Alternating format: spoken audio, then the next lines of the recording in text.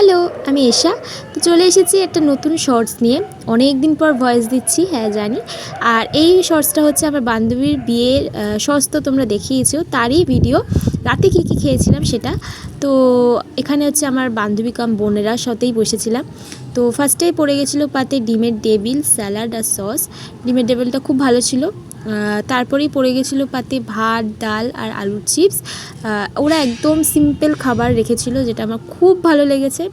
আর অনেকটা রাত হয়ে গেছিলো বলে বেশি খেতেও পারিনি, যাই হোক। তারপরে পথে পড়ে গেছিলো পটল চিংড়ি, যেটাও বেশ ঝাল ঝাল হয়েছিল, আমার খুব ভালো লেগেছে।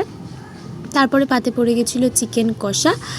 সব রান্নাই বেশ একদম সিম্পল, খুব ভালো হয়েছিল খেতে। তারপরে ছিল চাটনি, পাঁপড়, রসগোল্লা, আইসক্রিম, জোয়ান। তো রসগোল্লা আমি খাইনি, চাটনি পাঁপড় খেয়েছি।